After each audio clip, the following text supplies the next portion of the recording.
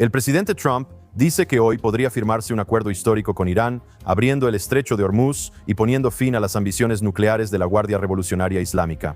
Pero con Teherán ya poniendo en duda el anuncio, ¿realmente se concretará el acuerdo? Y si sucede, ¿qué contiene realmente? Vamos a desglosar todo lo que sabemos. Y lo que sigue siendo un misterio en el Jerusalem Minute de hoy.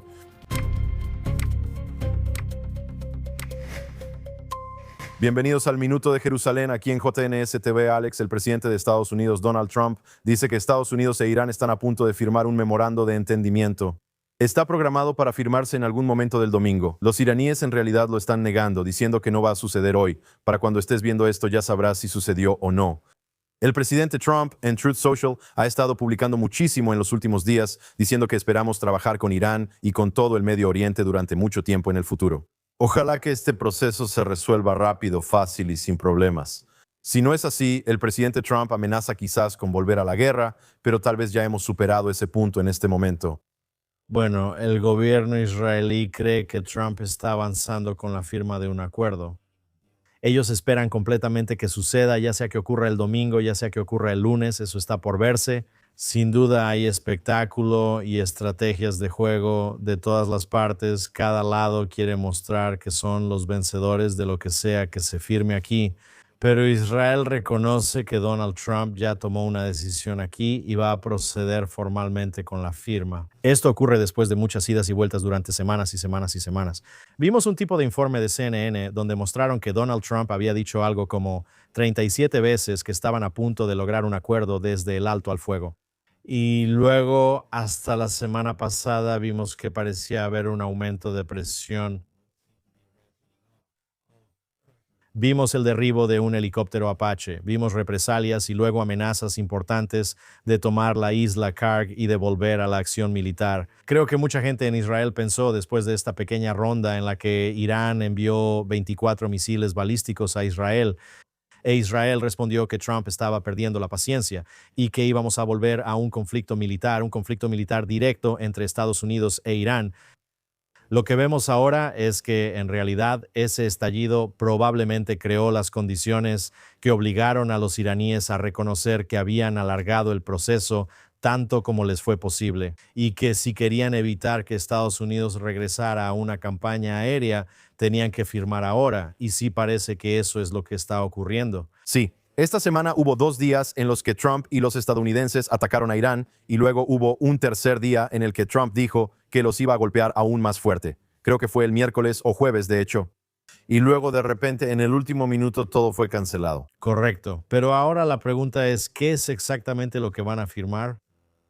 Estás escuchando que hay una firma como una especie de fin de la guerra.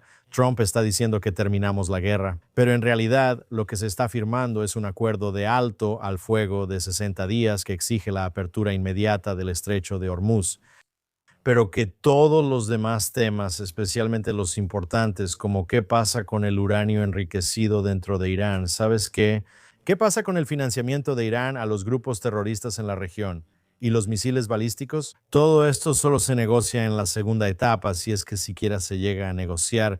Como las grandes preguntas sobre el financiamiento de los grupos intermediarios o los misiles balísticos, si es que siquiera se llegan a negociar. Sabemos que Trump sigue hablando sobre el uranio enriquecido.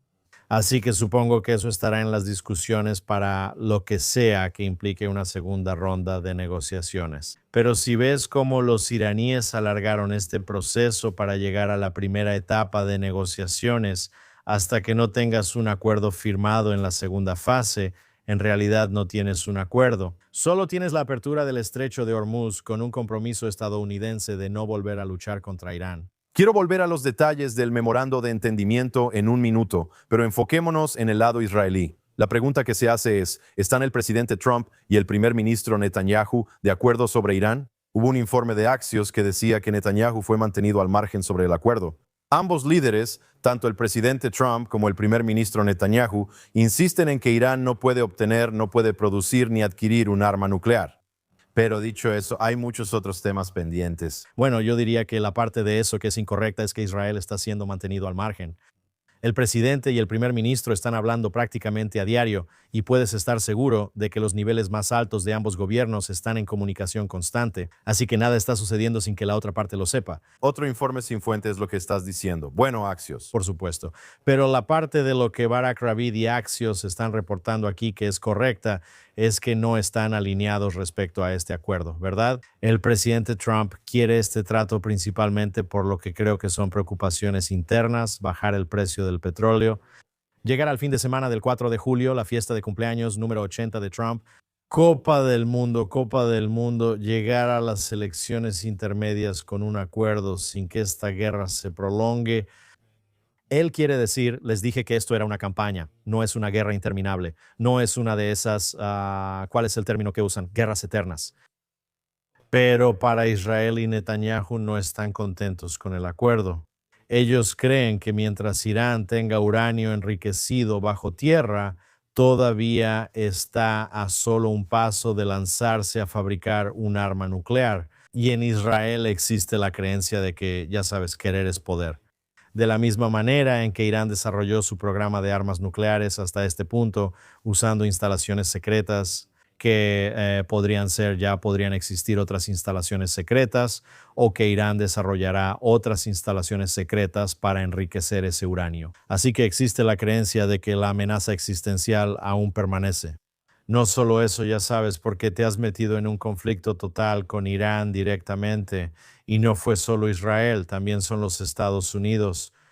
De hecho, has acercado a los iraníes más a su deseo de avanzar hacia la nuclearización, porque ese es su principal elemento de disuasión, ¿verdad? Esa es el arma definitiva. Así que la sensación en Israel es que sí hicieron mucho en esas 6 semanas, pero mientras ese régimen siga en pie, mientras el uranio enriquecido siga ahí, no creen que los iraníes, como dice Trump, ya no quieran un arma nuclear, que todavía existe un peligro significativo, y que el alto al fuego, si acaso, solo limita la influencia que tiene Estados Unidos y también limita la capacidad de Israel de actuar en Irán si siente que su seguridad existencial está siendo amenazada. Alex, como dijiste, esto no es un tratado nuclear final, es un marco inicial para terminar las hostilidades. Entremos en los detalles que podamos del memorando de entendimiento. Irán se comprometería según los detalles reportados. Me refiero a que Irán se comprometería a prevenir el desarrollo o adquisición de armas nucleares.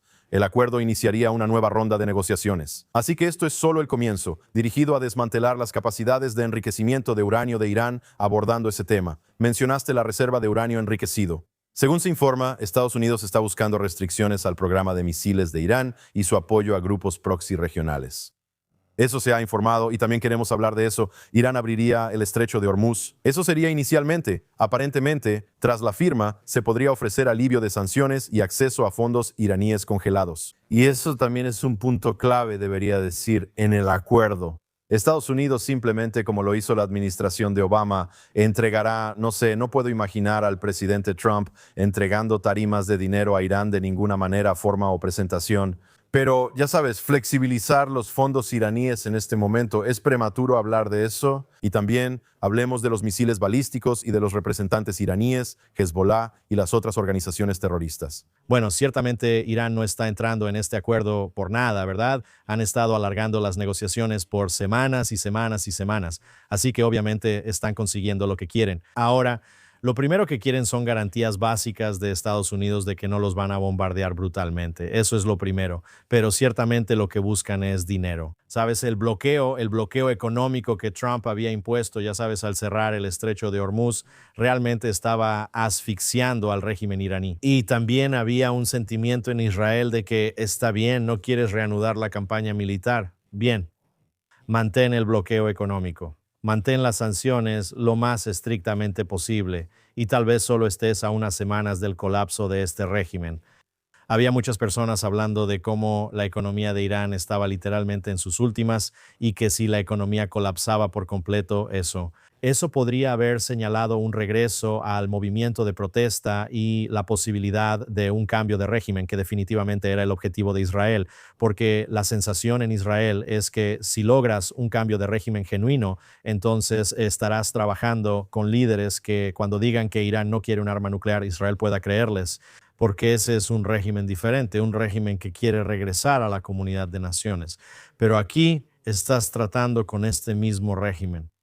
Entonces, cuando hablas de los detalles del memorando de entendimiento, lo que Trump va a hacer, él no va a entregar paletas de dinero en efectivo porque él argumentó en contra del concepto de obtener un arma nuclear. Eso fue Obama quien entregó cargamentos de dinero en efectivo. Pero lo que vas a ver es el levantamiento de algunas de estas sanciones que se han endurecido. Ya vimos informes esta semana de que los Emiratos Árabes Unidos, que tenían hasta 10 mil millones de dólares que de otra manera se habrían transferido a Irán, podrían estar liberando fondos.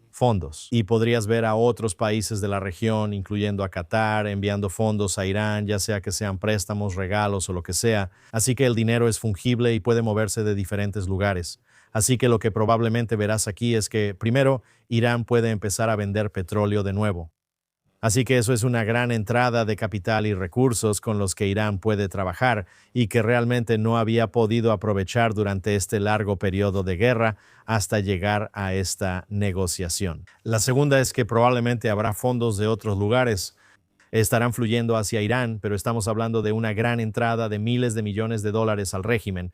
Y obviamente la pregunta es, ¿qué van a hacer con eso? Por un lado, claro, hay cierta reconstrucción que debe llevarse a cabo. Hubo mucha destrucción dentro de Irán durante esas 6 semanas de campaña, pero también tienes a sus fuerzas proxy, tienes a Hezbollah en particular y a los hutíes por un lado, y luego también tienes potencialmente la carrera iraní hacia las armas nucleares. Quiero hablar más sobre Hezbollah en unos minutos porque, según los informes que estamos recibiendo ahora, Hezbollah sigue atacando la frontera norte de Israel. Ya hablaremos del Líbano. Pero el tema del uranio, según Axios, nuevamente, el presidente Trump estuvo de acuerdo en que una opción para resolver el enfrentamiento por el uranio de Irán es diluir la reserva dentro de Irán bajo la supervisión de inspectores de la ONU. Y hemos visto en el pasado cómo los inspectores de la ONU han sido absolutamente incompetentes o no han tenido éxito al lidiar con el programa nuclear de Irán. ¿Por qué deberíamos creer que esta vez será diferente? Bueno, sabes, no soy un experto en el enriquecimiento de uranio de ninguna manera, pero si antes estabas hablando de removerlo, de extraerlo del país, sabes, con Estados Unidos y China siendo los únicos países, como Trump dijo muchas veces, que tenían la tecnología para poder extraerlo. Ahora estás hablando de, y no sabemos la confiabilidad de estos informes, pero si estás hablando de diluirlo, sabes, no sé cómo sucede la dilución del uranio enriquecido, ¿de acuerdo? Pero supongo que es algún tipo de proceso inverso al de la mezcla, que es lo que lo enriquece, pero lo que eso significa es que todavía está ahí. Y de la misma manera en que empiezas con un lote de uranio y luego es como hacer masa, ¿verdad? Tomas la harina y el agua y luego va a una licuadora y al principio queda muy grumosa, pero a medida que avanzas más y más empieza a suavizarse y se acerca al grado armamentístico. Entonces ahora estás hablando de algo como diluirlo, ¿no? Una especie de ingeniería inversa, pero todavía está ahí, lo que significa que si Irán tiene acceso a eso, después de este proceso de dilución, ahora todo lo que tienes que hacer es simplemente cambiar la dirección y empezar a enriquecerlo de nuevo. Lo que realmente quieres ver es que Irán ni siquiera tenga acceso a esto, que no tengan ninguna necesidad en absoluto en el país de uranio enriquecido, ni para fines de grado militar, ni siquiera para lo que ellos llaman fines pacíficos. Irán no necesita energía nuclear. Bien, este es un país que es rico en petróleo y gas natural, no tienen ninguna necesidad de energía nuclear en absoluto. Y es una artimaña cuando te dicen que la necesitan o que tienen derecho a ella. Israel, Estados Unidos, nunca debería creer ni por un segundo, mientras tengan uranio enriquecido de cualquier grado, que no están pensando en el momento y el proceso para llevarlo a grado armamentístico en el futuro. Alex, otra reacción aquí desde Israel, esta es del ministro de Defensa Katz, diciendo que el presidente de Estados Unidos actualmente está liderando un acuerdo con Irán basado en intereses estadounidenses que incluyen el interés compartido con Israel de evitar que Irán obtenga armas nucleares. Katz dijo que esperamos que él mantenga este principio, así como otros principios adicionales respecto a misiles y representantes terroristas. Israel ha señalado esto en numerosas ocasiones, que tenemos que lidiar con sus misiles y con Hezbollah, Hamas, los hutíes y todas las demás organizaciones terroristas que Irán ha estado apoyando todos estos años. Bueno, creo que es muy importante lo que dice Katz, que Estados Unidos está liderando un acuerdo basado en los intereses estadounidenses, ¿verdad? Está claro que no es el interés israelí. Si fuera el interés israelí, no habría ningún acuerdo en este momento. Así que cualquiera que ande diciendo que Netanyahu está controlando al presidente de Estados Unidos, creo que este acuerdo de alto el fuego es una indicación de que el presidente está a cargo de asegurar los intereses estadounidenses. Y cuando eso coincide con el interés israelí, estos son dos aliados que han demostrado que pueden trabajar juntos. ¿Viste lo bien que trabajaron juntos durante 6 semanas cuando bombardearon las instalaciones nucleares iraníes? Ahora, creo que Israel está mucho mejor, por un lado, como resultado de todos los bombardeos. No podemos decir que la campaña de 6 semanas fue una campaña ineficaz. Fue absolutamente efectiva. De hecho, atacó todas las instalaciones nucleares conocidas, golpeó gran parte de los misiles balísticos iraníes, no solo los arsenales, ¿no?, sino también las instalaciones de producción donde estaban fabricando más. Así que en términos de seguridad, ciertamente se ha reducido la amenaza inmediata, sin mencionar el hecho de que estás entrando en este acuerdo y el hecho de que se necesita negociar un segundo acuerdo. Eso creo que reduce drásticamente la inmediatez de una amenaza de Irán tomando acciones contra Israel. Así que eso es seguro. Pero al mismo tiempo, aún así, porque la situación sí, supongo que la palabra es conflagrar o escalar tan dramáticamente que, ya sabes, ya no hay más tabúes, ya no hay más líneas rojas que sabes que no se pueden cruzar. Así que, ya sabes, sí creo que el trabajo no está terminado aquí. Pero creo que también es interesante lo que Kat dijo en la segunda parte de esa cita. Él dijo que Israel debe asegurarse de que en el futuro continuaremos teniendo la capacidad de actuar de manera independiente para evitar que Irán adquiera armas nucleares. Y el primer ministro Benjamín Netanyahu y yo hemos instruido a las fuerzas de defensa de Israel que se preparen en consecuencia. ¿Sabes? Entonces es muy importante entender que este memorando de entendimiento que se está firmando entre Estados Unidos e Irán. Correcto. Que Israel no es parte de este acuerdo en absoluto. Ahora, ciertamente el presidente de Estados Unidos puede ejercer una influencia significativa sobre Israel y el presidente de Estados Unidos no estaría contento si Israel fuera a bombardear Irán mañana. E Israel no va a bombardear Irán mañana. Sin embargo, si en algún momento, digamos que se hace de conocimiento público que Irán ha estado desarrollando una nueva instalación nuclear en algún lugar, ya sea que el presidente Trump sea el presidente o que ya haya pasado el mandato del presidente Trump, Israel no es parte de este acuerdo. Y lo hemos visto una y otra vez que Israel ha estado dispuesto a actuar en su propio interés estratégico. Y ciertamente espero que si Israel siente que Irán está tomando medidas que afectan la seguridad existencial del Estado de Israel, el primer ministro no tendrá miedo de actuar. En cuanto al primer ministro, sabes, si no estuviéramos en tiempos de guerra, probablemente estaríamos hablando mucho más sobre las elecciones de la Knesset de Israel, que todavía están programadas para octubre, si no es que antes.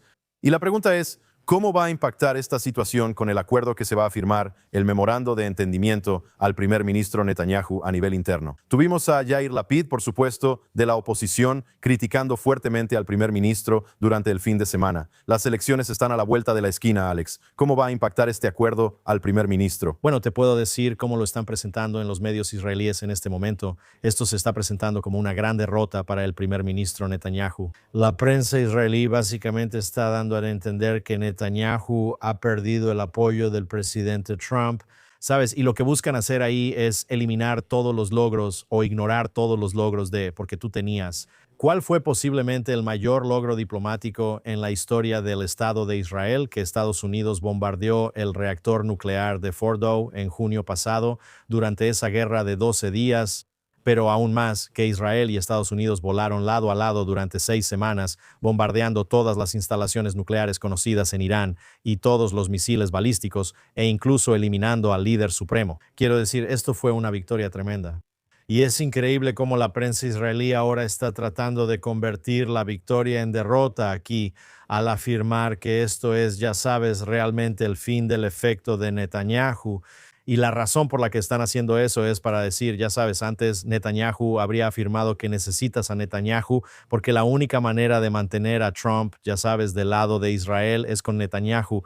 Pero cuando viste la declaración del presidente de los Estados Unidos la semana pasada, sugiriendo, bueno, tal vez Netanyahu ni siquiera se va a postular, sabes, esto es después de varias ocasiones en las que el presidente ha dicho cosas maravillosas sobre Netanyahu, cómo ha sido un gran primer ministro en tiempos de guerra y cómo ha pedido al presidente israelí Herzog que perdone a Netanyahu por los cargos de corrupción.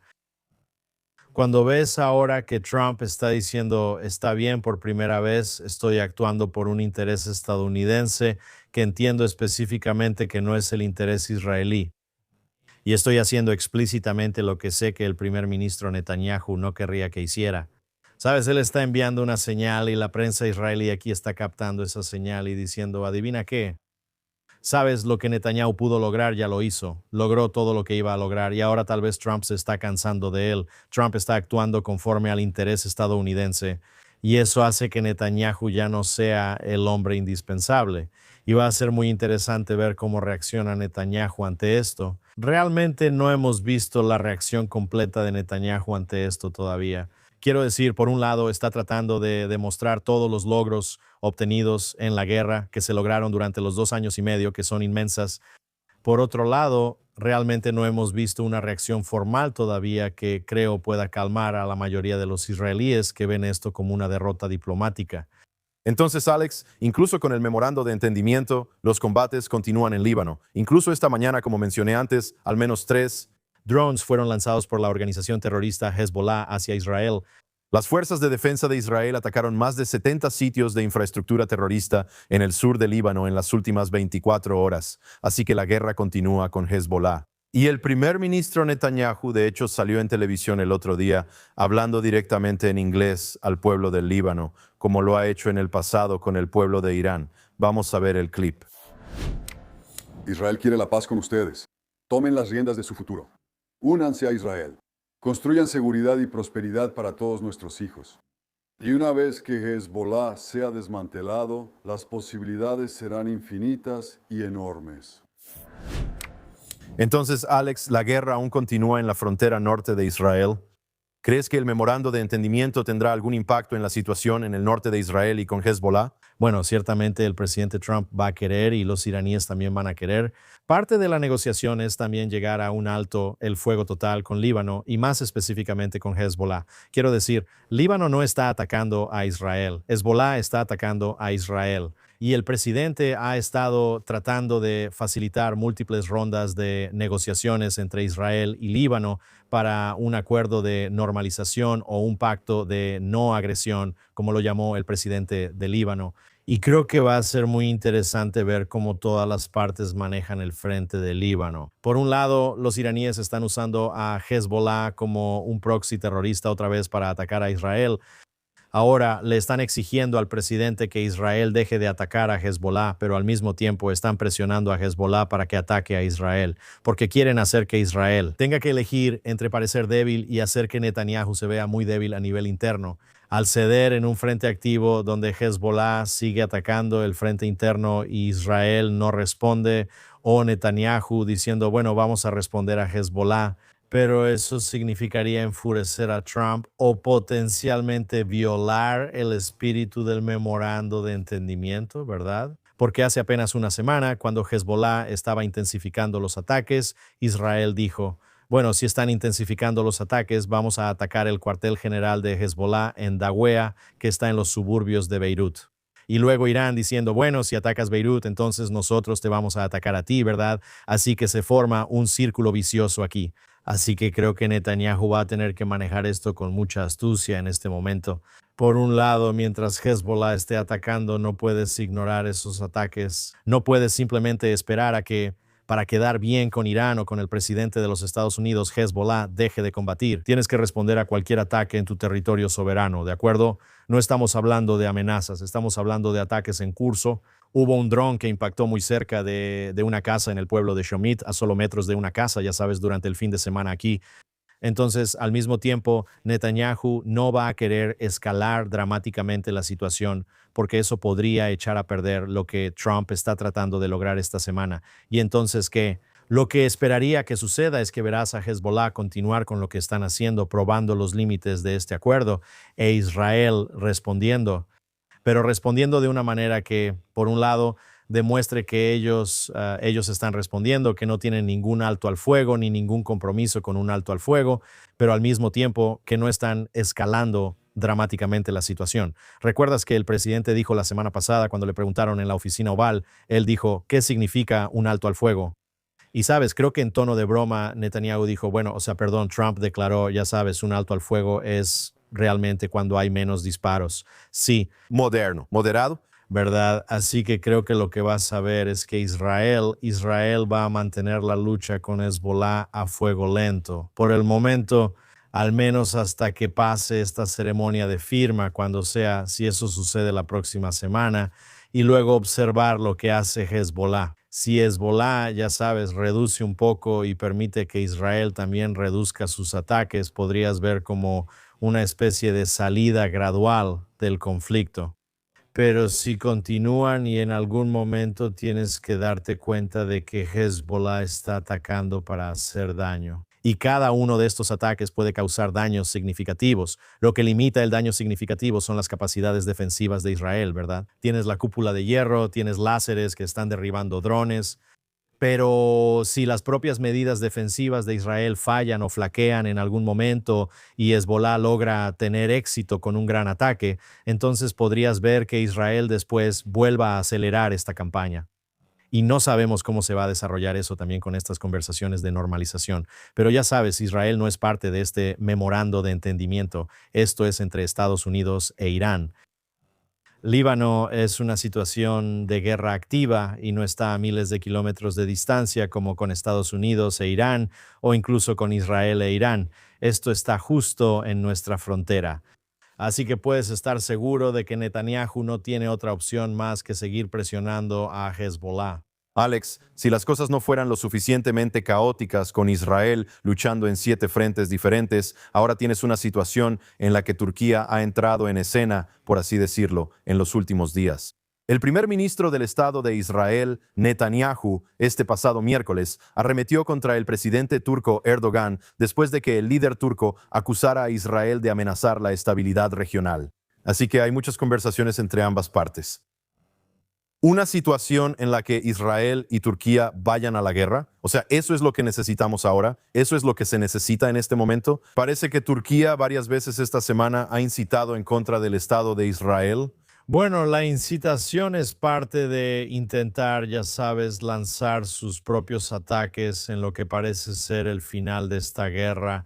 Es solo su manera de decir que, ya sabes, fue culpa de Israel que toda esta guerra ocurriera, lo cual es, ya sabes, una completa revisión y versión de lo que realmente pasó. Israel fue atacado sin provocación. El 7 de octubre fue atacado inmediatamente sin provocación por Hezbollah. Israel le dijo a Hezbollah: mantente al margen. Si te mantienes al margen, no habrá problema. Solo nos ocuparemos de Hamás. Porque Hezbollah dijo, no, nos vamos a involucrar. Lo mismo con los hutíes, ellos también se involucraron. Israel fue atacado desde 7 frentes diferentes durante esta guerra. Y algunos de estos frentes, incluyendo a Hamás, son apoyados por Turquía.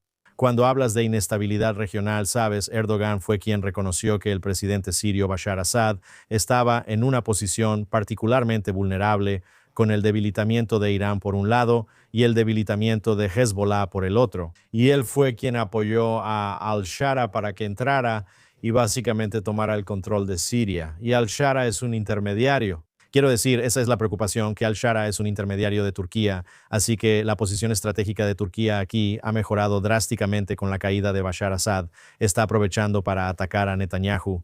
Y al mismo tiempo, Erdogan también está tratando de mantener relaciones cercanas con el presidente Trump. Y quizás Ya sabes, las declaraciones de Erdogan aquí sobre cómo Israel estaba amenazando la estabilidad regional empujaron a Trump a poner más presión sobre Netanyahu. Así que tienes toda esta dinámica regional y no creo que Israel vaya a entrar en una situación de guerra inmediata con Turquía. Claro. Pero cuando ves lo que ha pasado en general y no sabemos cómo va a responder Irán, digamos que incluso Trump, ya sabes, les da a los iraníes lo que quieren. Los iraníes siguen siendo extraordinariamente débiles en una posición debilitada. Sus fuerzas proxy han sido debilitados, su economía ha sido debilitada. La cantidad de misiles balísticos que tienen se ha reducido. Sus instalaciones nucleares, ya sabes, todas han sido dañadas. Irán sigue siendo como un animal herido aquí, incluso si Trump les da una oportunidad de sobrevivir. Y no sabemos qué va a pasar, pero ciertamente ya no son la hegemonía regional que aspiraban a ser antes del 7 de octubre. Y eso crea un vacío. ¿Y quién quiere llenar ese vacío? Bueno, estás viendo esta nueva alianza de la hermandad musulmana, y eso es Qatar, y eso es Turquía, y eso potencialmente es Egipto. Y podrías ver a Hamas, que era un actor sunita, un actor musulmán sunita que se había alineado con la media luna chiita iraní. Sabes por razones estratégicas que en realidad podría moverse, regresar a la alineación teológica más natural, que es como miembro de la hermandad musulmana, volver a unirse a Egipto, volver a unirse a Qatar, volver a unirse a Turquía. Así que ya sabes, aquí está la amenaza. Y creo que Erdogan, por sus declaraciones, está dejando claro que quiere ocupar ese vacío, que está siendo dejado por un acceso iraní debilitado para crear un nuevo eje sunita que esencialmente está creando un anillo de fuego, justo como Irán lo hizo alrededor de Medio Oriente. Continuaremos hablando de Turquía, pero quiero avanzar aquí, y a esto lo llamo karma. El fiscal jefe de la Corte Penal Internacional, Karim Khan, ha sido suspendido en espera de una votación por parte de los Estados miembros sobre su destino. El órgano rector de la Corte dice que esto ocurre tras una investigación sobre acusaciones de acoso sexual hechas en su contra. Khan es quien emitió órdenes de arresto contra el primer ministro Netanyahu y el exministro de Defensa Gallant por la guerra entre Israel y Hamas. Así que aquí tienes a este fiscal que se volvió en contra del Estado de Israel, nuestro primer ministro, nuestro ministro de Defensa, y ahora él tiene su propia batalla legal, ¿verdad? Bueno, no diría que esto es karma, creo que ciertamente está recibiendo lo que merece. Pero ya sabes, estas acusaciones de conducta sexual inapropiada ya se conocían antes de que Karim Khan emitiera las órdenes de arresto contra Netanyahu y Gallant. Y entonces, si lo piensas bien, este tipo, Khan, iba a ser suspendido en algún momento por estas acusaciones. No sé cuál era el momento exacto. Sabes, no tengo acceso a cómo eran esas investigaciones. Pero de repente ves que la presión sobre Khan está aumentando por estas acusaciones de conducta sexual inapropiada. Entonces, ¿qué hace Khan? Él da la vuelta y avanza rápidamente los cargos contra Netanyahu y Golan, incluso sin seguir adelante. Y acepta la invitación israelí para venir a investigar por sí mismo lo que realmente está sucediendo en Gaza. Khan dice, se me acabó el tiempo. Sabes, así que lo que necesito hacer para revertir la presión en mi contra es hacer lo que toda la comunidad internacional quiere que haga, que es emitir estas órdenes de arresto contra Netanyahu y Golan. Así que por un lado está tratando de distraer. Al mismo tiempo no tiene nada que perder. Va a ser su acto final. Entonces, ¿cuál será su legado? ¿Su legado será que pasó a la historia como el que cometió conducta sexual inapropiada?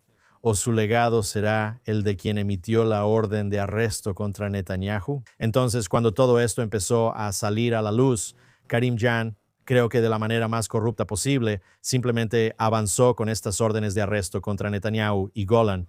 Y creo que la gran pregunta es, ya sabes, si empiezas a hacer cuentas sobre esto y te das cuenta de lo que pasó, y que en realidad no tuviste un proceso justo desarrollándose. Lo que todos sabíamos en la Corte Penal Internacional es, ya sabes, el próximo fiscal podría revocar las órdenes de arresto para Netanyahu y Golan. Y eso es algo que, ya sabes, cuando el presidente Trump le pide al presidente israelí Isaac Herzog que retire los cargos o que indulte a Netanyahu, donde realmente te gustaría ver que el presidente ayude a Netanyahu, sería obligar a la Corte Penal Internacional de una forma u otra a retirar los cargos contra Netanyahu. Mientras tanto, lo que vemos es que la Corte Penal Internacional potencialmente está buscando aumentar los cargos adicionales. Hubo informes hace solo unas semanas de que la Corte Penal Internacional está investigando y considerando emitir órdenes de arresto contra el ministro de Finanzas Bezalel Smotrich, ¿verdad? Así que si no llegas a una situación en la que estas órdenes de arresto sean revocadas, básicamente estás como en la cima de una bola de nieve. Y podrías ver muchas más órdenes de arresto llegando contra israelíes, contra ministros israelíes, contra generales israelíes e incluso potencialmente contra soldados israelíes, contra los llamados colonos, especialmente los que están en las colinas. Así que ya sabes, creo que esta es una situación muy peligrosa. Y lo que esto hace es que prueba que Karim Jan estuvo comprometido todo el tiempo. Y sí, ahora está siendo suspendido, pero veamos qué pasa después de eso. Sí, sin duda estuvo comprometido. Y continuará. Veremos qué acción toman. Y Alex, quizás incluso la noticia más importante de la semana es el hecho de que estamos aquí en la recta final rumbo a la segunda cumbre anual de política internacional de JNS que se llevará a cabo aquí en Jerusalén, la capital eterna del Estado de Israel y del pueblo judío. Comienza dentro de una semana, el próximo domingo, una conferencia de 3 días. Hay tantos ponentes importantes desde los más altos niveles, realmente es una alineación increíble. Lo revisé esta mañana. ¿Qué está pasando? Falta menos de una semana. Bueno, yo diría que hasta hace apenas unos días ni siquiera estábamos seguros de si la situación de seguridad nos iba a permitir tener la conferencia. Recuerda, dijimos antes en el programa, Irán la semana pasada lanzó 24 misiles balísticos. Sí, Sabes, Israel estaba preparando una campaña de represalia masiva. Eso pudo haber hecho que Israel y Estados Unidos volvieran a caer en un conflicto militar de varias semanas. Aquí ahora está claro con el anuncio del que hablábamos al principio del programa que Trump quiere firmar este memorando de entendimiento con Irán, que las cosas van a estar tranquilas, al menos durante la próxima semana. Así que vamos a toda máquina. El comando del frente interno, el aeropuerto está abierto. Sabes, creemos que podemos y vamos a tener esta conferencia. Pero si ves la situación ahora mismo, donde la guerra parece estar deteniéndose en un punto donde el enemigo no ha sido eliminado, eso va a generar una gran necesidad de un reinicio en cuanto a la política israelí. ¿Sabes cómo lidias con el presidente de los Estados Unidos de aquí en adelante? ¿Cómo lidias con Hezbollah? La situación con Hamas aún necesita ser resuelta. ¿Sabes cuál va a ser la doctrina política de Israel con respecto a Irán de aquí en adelante? Y también abordar otros temas como los esfuerzos diplomáticos de Israel en Europa, otros frentes diplomáticos, incluyendo India, el sudeste asiático, África y América Latina.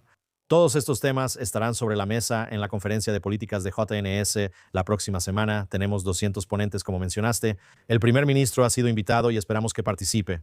El ministro de Relaciones Exteriores, Gidon Saar, estará presente. Varios otros ministros israelíes, muchos diplomáticos, incluido el embajador de Estados Unidos, Mike Huckabee, se espera que hablen. Y también vendrán muchos influencers. Mark Levin, el presentador de Luz, Libertad y Levin, será el orador principal de clausura en la cumbre. Así que abordando muchos de los temas, estos temas de política israelí y también los temas de la diáspora israelí y lo que está pasando en la ciudad de Nueva York, lo que está pasando con el creciente antisemitismo en Estados Unidos, cómo se está desarrollando eso en los medios de comunicación principales, en las redes sociales y en la inteligencia artificial. Todos estos temas estarán sobre la mesa la próxima semana durante esta cumbre de 3 días, el 21, 22 y 23 de junio. Así que mantente atento. ¿quedan boletos? Quedan muy pocos boletos, ya hay más de 750 personas registradas para la cumbre. El salón de baile del Waldorf ni siquiera tiene capacidad para 750 personas. Así que ya sabes, creo que realmente ya nos quedan los últimos boletos aquí, pero también se transmitirá en línea. Las sesiones plenarias principales, las plenarias de la noche, se transmitirán en vivo por YouTube y nuestro canal. Creo que también verán que parte de la cumbre se transmitirá por cable en II24 y luego muchas de las entrevistas que se están realizando al margen de la conferencia por nuestro increíble equipo de video también se subirán al canal de YouTube en los días posteriores a la cumbre. Así que se está produciendo mucho contenido desde el Waldorf Astoria y esperamos que todos puedan verlo desde casa. Y tú estarás ahí. Por favor, Dios, yo estaré ahí. Van a construir un estudio móvil. Vamos a trasladar las transmisiones al Waldorf. Espero con ansias eso. La cumbre de políticas Janus se acerca. La cumbre internacional de políticas es dentro de una semana a partir de hoy. Así que échale un vistazo. Y eso es todo por el Jerusalén Minute de hoy. Nos vemos en la cumbre. Josh Haston aquí, corresponsal de JNS junto al director general Alex Trayman. Asegúrate de ir a JNS TV para ver todo este contenido increíble. Quiero agradecer a las personas detrás de cámaras aquí en JNS TV. Danos un súper agradecimiento, suscríbete y visita jns.org para todas las últimas noticias de última hora de Israel, Medio Oriente y todo el mundo judío. Nos vemos en la cumbre. Que tengan una excelente semana todos. Y nos vemos la próxima semana en Jerusalem Minute solo en JNS TV.